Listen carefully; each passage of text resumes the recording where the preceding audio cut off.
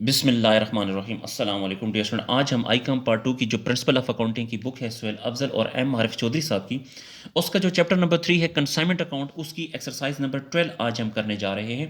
तो exercise number 12 में Rizwan of Gujranwala sent 100 sewing machines to Aslam of Hong Kong at rupees 1300 पर machine. Rizwan जो है ये कंसाइनर है जो कि गुजरांवाला में रहता है। उसने 100 स्विंग मशीन सिलाई मशीन भिजवाई हैं असलम को, और 1300 रुपये हर एक मशीन की कीमत है। तो आपने 100 को 1300 से ज़रब देनी है, जो अमाउंट आएगी वो गुड सेंट ऑन कंसाइनमेंट होगी। The consignor paid 4000 for packing and dispatching charges. Consignor ने पैकिंग का और डिस्पैचिंग का खर्चा 4000 किया है। तो ये 4000 एक्सपेंस किया, ये डायरेक्ट एक्सपेंस है। Aslam immediately after receiving the consignment accepted a bill for rupees 80,000। और जो कंसाइनी है असलम ने 80,000 रुपये का बिल एक्सेप्ट किया। इसका मतलब ये है कि रिजवान ने 80,000 का बिल बनाया है।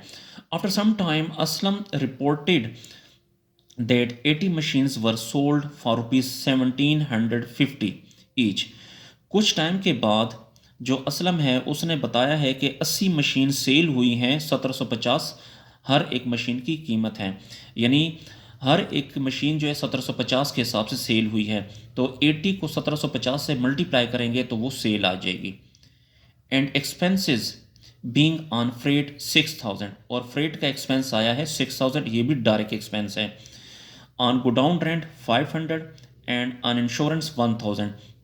जो गोडाउन रेंट है वो 500 और इंश्योरेंस का एक्सपेंस है 1000। Aslam is entitled to a commission of 9% on sale. जो असलम है उसे 9% सेल का कमीशन दिया जाएगा। Due to insolvency of a customer, insolvency की वजह से, इंसॉल्वेंसी का मतलब होता है कि बैंक करप्ट, इंसॉल्वेंसी या बैंक करप्ट का मतलब होता है दिवालिया, यानी अगर कोई बंदा पेमेंट ना करे तो उसे हम दिवाली कहेंगे। या आप इस तरह भी कह सकते हैं कि अगर किसी शख्स की जो लाइबिलिटीज़ हैं वो एसेट्स के मुकाबले में बढ़ जाएं तो वो दिवाली हो जाता है, वो बैंक करप्ट हो जाता है। तो due to insolvency of a customer who purchase 4 machines fail to pay anything. एक कस्टमर था जिसने 4 मशीनें खरीदी थी लेकिन उसने पैसों की अदायगी नहीं की, यानी यहाँ पे ये बैड डेट हो गया। जब इसने अदायगी नहीं की तो इस तरह ये बैड डेट हो गया है। शो कंसाइनमेंट अकाउंट, हमने कंसाइनमेंट अकाउंट बनाना है, असलम अकाउंट बनाना है and good sent on consignment account बनाना है। तो हमने ये 3 अकाउंट बनाने हैं। तो डियर स्टूडेंट, सबसे पहले हम जो रिजवान है इसकी बुक बनाएंगे, और रिजवान की बुक में से कंसाइनमेंट अकाउंट बनाएंगे, असलम अकाउंट बनाएंगे और good sent on consignment account बनाएंगे। तो अब हम चलते हैं सॉल्यूशन की तरफ। तो एक्सरसाइज नंबर 12, और ये हम रिजवान की बुक बनाने जा रहे हैं। तो यहाँ पे अगर आप देखें तो 100 मशीन भिजवाई है 1300 पर मशीन के हिसाब से। तो हम भिजवाने की एंट्री करेंगे। तो अशिया भिजवाने की एंट्री, गुड्स भिजवाने की एंट्री होती है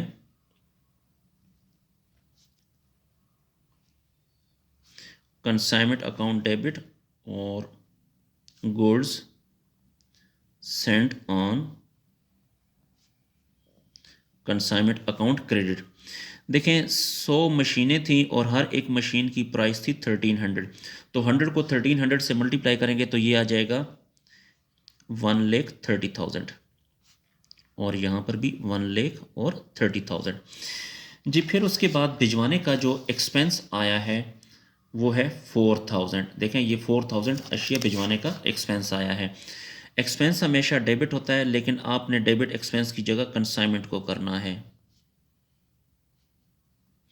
तो कंसाइनमेंट अकाउंट डेबिट, और जब इसने एक्सपेंस किया है तो इससे कैश गया है, जो चीज़ जाती है वो क्रेडिट। तो कैश अकाउंट क्रेडिट, 4000 डेबिट हो जाएगा और 4000 क्रेडिट हो जाएगा जी। उसके बाद अगर आप देखें तो इसने 80,000 का जो है ये जी 80,000 का बिल एक्सेप्ट किया है। तो जब इसने बिल एक्सेप्ट किया है तो रिजवान ने बिल बनाया है। बिल बनाने की entry bill receivable account debit, और ये बिल किस पे बनाया गया है? असलम पे। तो असलम अकाउंट क्रेडिट हो जाएगा, 80,000 डेबिट और 80,000 क्रेडिट हो जाएगा जी। उसके बाद फिर यहाँ पे अगर आप देखें तो ये 80 मशीन जो हैं वर सोल्ड फॉर ₹1750 ईच। 80 मशीनें सेल हुई हैं 1750 के हिसाब से।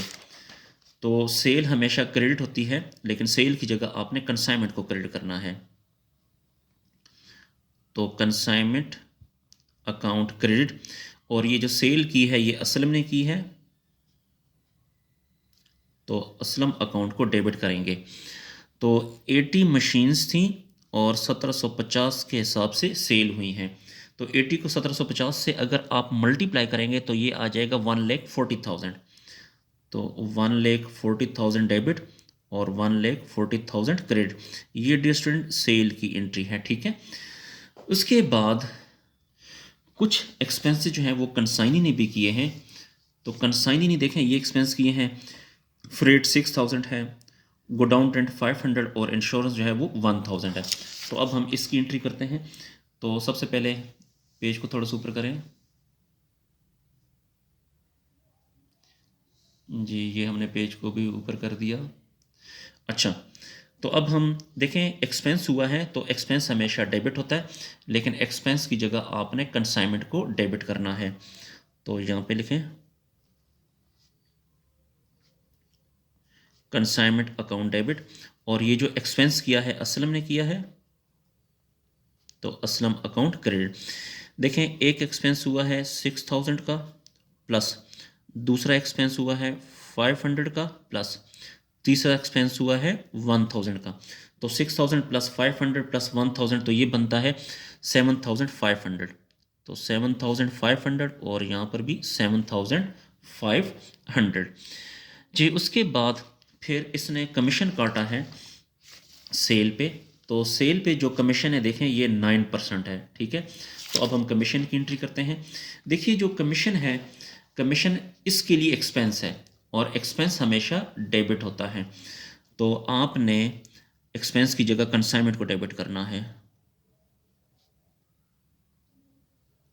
तो कंसाइनमेंट अकाउंट डेबिट, और ये जो कमीशन काटा है असलम ने, तो असलम अकाउंट क्रेडिट।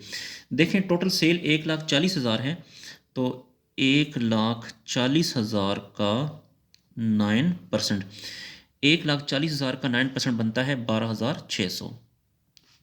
12,600 डेबिट और 12,600 क्रेडिट। तो ये कैलकुलेशन मैंने आपको समझाने के लिए लिखी है यहाँ पे। तो आपकी मर्ज़ी है कि ये यहाँ पे लिखते हैं या नहीं, लेकिन ये 12,600 आपने लाजमी लिखना है। अच्छा डियर स्टूडेंट, यहाँ पे समझिए एक बात कि टोटल 100 मशीन भिजवाई थी, 100 में से 80 सेल हो गई हैं। तो इसका मतलब ये है 80 सेल हो गई, 20 सेल नहीं हुई, तो वो अनसोल्ड स्टॉक है। तो कैलकुलेशन आप अनसोल्ड स्टॉक करते हैं। तो इसके लिए आप यहाँ पर आ जाएं जी, यहाँ पे तो कैलकुलेशन ऑफ अनसोल्ड स्टॉक जी। तो कैलकुलेशन ऑफ अनसोल्ड स्टॉक ये वर्किंग है, लेकिन ये आपने क्वेश्चन में शो करनी है। तो अनसोल्ड देखिए, जो 20 मशीनें नहीं बिकी और हर एक मशीन की प्राइस कितनी थी 1300, ये वाली 1300। तो 20 को 1300 से मल्टीप्लाई करेंगे तो ये आ जाएगा 26,000। इसके साथ आपने प्लस करना है डायरेक्ट एक्सपेंस। अच्छा, जो डायरेक्ट एक्सपेंस है इसके बारे में समझें। देखिए एक तो डायरेक्ट एक्सपेंस ये हो गया 4,000 ये है, और इसमें जो एक ये जो डायरेक्ट एक्सपेंस है ये 6,000, ये भी डायरेक्ट एक्सपेंस है। देखिए यहाँ पे आपको बताऊं कि ये जो 6,000 है ये फ्रेट है। फ्रेट जो होता है ये भी डायरेक्ट एक्सपेंस होता है, ठीक है। तो डायरेक्ट एक्सपेंस हो जाएगा आपका 10,000। तो देखिए 100 मशीनें भिजवाने पे एक्सपेंस आया था 10,000। तो इन 20 पे कितना एक्सपेंस आएगा?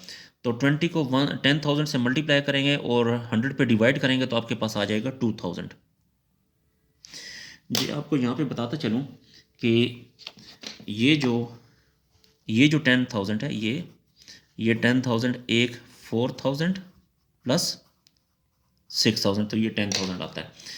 अच्छा, 26,000 प्लस 2,000 ये बनता है 28,000।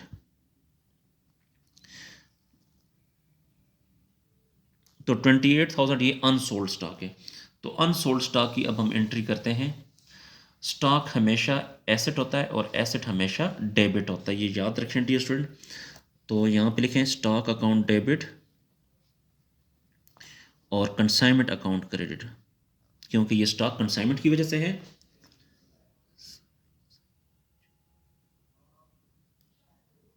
ये है 28,000, यहाँ पर भी लिखें 28,000। जी उसके बाद अब हम बनाते हैं कंसाइनमेंट अकाउंट, ठीक है जी। तो यहाँ पे लिखें कंसाइनमेंट अकाउंट।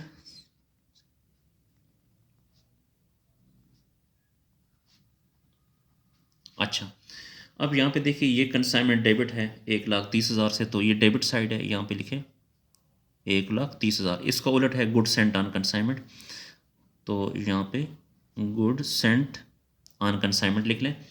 उसके बाद ये कंसाइनमेंट डेबिट है 4,000 से, तो यहाँ पे डेबिट करें 4,000 और इसका उलट है कैश अकाउंट, तो यहाँ पे लिखें कैश अकाउंट। फिर यहाँ पे कंसाइनमेंट नहीं है, ये कंसाइनमेंट क्रेडिट है 1,40,000 से, तो यहाँ पे आपने क्रेडिट साइड पे लिखना है 1,40,000 और इसका उलट है असलम अकाउंट, तो यहाँ पे असलम अकाउंट लिखें। पेज को ऊपर करें थोड़ा सा। अच्छा, उसके बाद फिर ये कंसाइनमेंट डेबिट है 7,500 से, तो डेबिट करें 7,500 और इसको उलट है असलम अकाउंट, तो यहाँ पे लिखें असलम अकाउंट। फिर कंसाइनमेंट डेबिट है 12,600 से, तो डेबिट करें 12,600 और इसका उलट है असलम अकाउंट, तो यहाँ पे लिखें असलम अकाउंट। फिर यहाँ पे कंसाइनमेंट क्रेडिट है 28,000 से, तो ये क्रेडिट साइड है 28,000 और इसको उलट लिखें स्टॉक अकाउंट, तो यहाँ पे लिखें स्टॉक अकाउंट। जी डियर स्टूडेंट, अब उसके बाद अब आपने देखना है कि ये वाली साइड बड़ी है कि ये वाली, तो आई थिंक इसकी ये वाली साइड बड़ी है, क्योंकि इनको अगर आप प्लस करें और इनको प्लस करें तो ये साइड बड़ी आती है। तो 1,40,000 प्लस 28,000 ये बनता है 1,68,000। तो जो सी साइड बड़ी होगी वो आपने दोनों साइड पे लिखनी है, तो 1,68,000 यहाँ पर भी लिखें और 1,68,000 यहाँ पर भी लिखें। 1,68,000 में से ये 1,30,000 को भी माइनस करें, 4,000 को भी माइनस करें और 7,500 को भी माइनस करें। जी 1,68,000 में से ये और ये इन पांचों अमाउंट को माइनस करें, तो आपके पास बाकी अमाउंट बच जाएगी 6,900। ये बैलेंस है और इससे आपने प्रॉफिट कहना है। अगर ये बैलेंस इस साइड पे है तो लॉस होता है, इस साइड पे है तो ये प्रॉफिट होता है, ठीक है। तो ये प्रॉफिट है, प्रॉफिट हमेशा क्रेडिट होता है, क्योंकि प्रॉफिट इनकम को कहते हैं और इनकम हमेशा क्रेडिट होती है। तो आपने प्रॉफिट एंड लॉस को क्रेडिट करना है, तो यहाँ पे लिखें profit and loss account credit, और ये हुआ है कंसाइनमेंट की वजह से, तो कंसाइनमेंट अकाउंट डेबिट। ये लिखें जी 6,900 और यहाँ पर भी 6,9 और 00। डियर स्टूडेंट, यहाँ पे ये एंट्री मैं आपको बताना भूल गया था।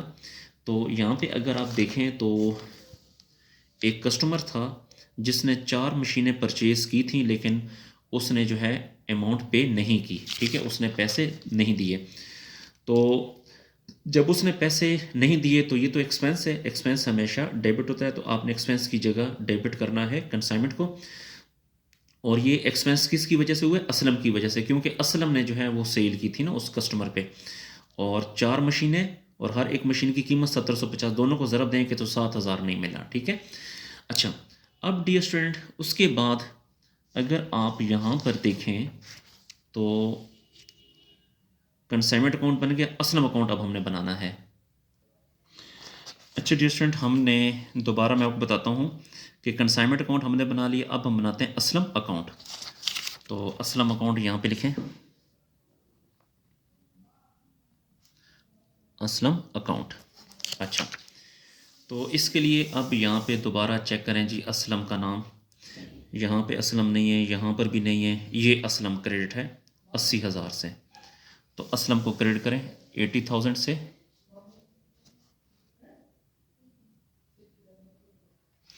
और इसका जो उलट है वो बिल रिसीवेबल अकाउंट है, तो बिल रिसीवेबल अकाउंट। उसके बाद अगर आप देखें तो ये असलम डेबिट है 1,40,000 से, ये डेबिट करें और ऑडिट लिखेंगे कंसाइनमेंट अकाउंट। तो 1,40,000 से डेबिट करें,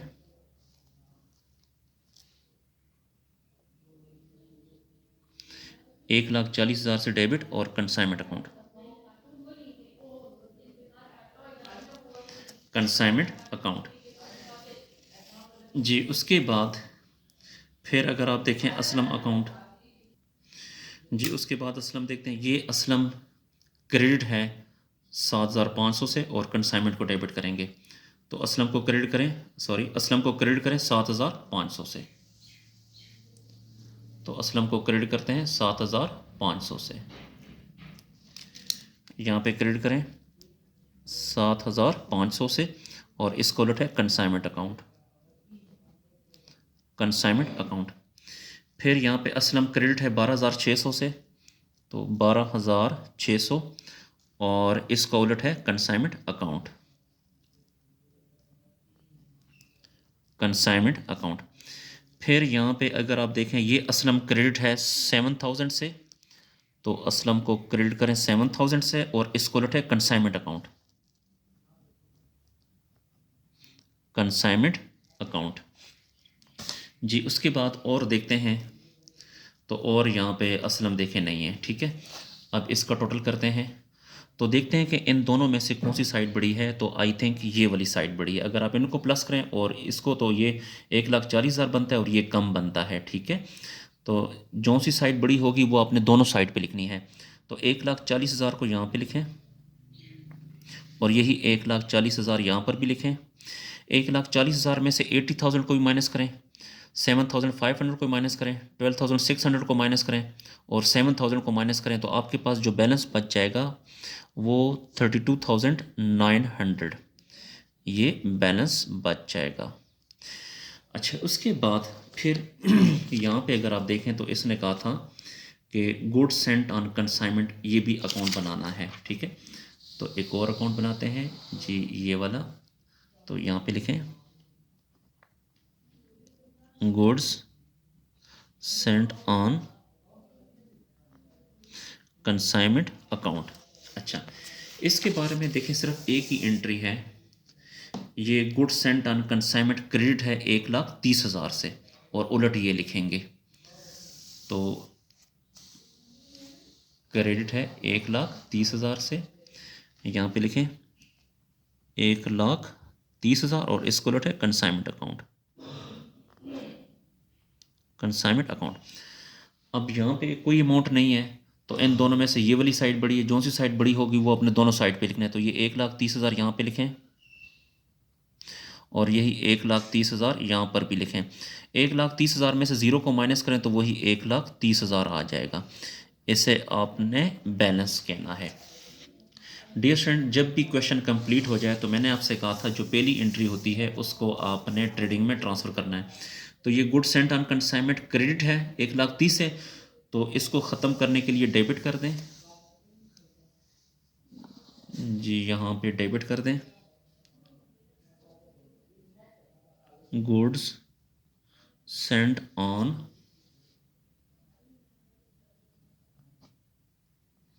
कंसाइनमेंट अकाउंट डेबिट और trading account credit, trading account credit 1,30,000 से और यहाँ पर भी 1,30,000 से। तो इसके साथ ही डियर स्टूडेंट हमारा जो क्वेश्चन है वो कंप्लीट हुआ।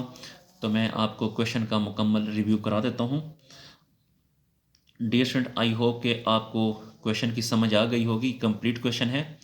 तो डियर स्टूडेंट, अगर आपको किसी पॉइंट की समझ नहीं आती तो आप कमेंट सेक्शन में जाकर मुझसे पूछ सकते हैं। अगर आपको किसी भी अकाउंटिंग का कंप्लीट सोल्यूशन चाहिए तो आप मेरे चैनल की प्लेलिस्ट में जाकर वहाँ से कंप्लीट सोल्यूशन हासिल कर सकते हैं। अल्लाह हाफिज़।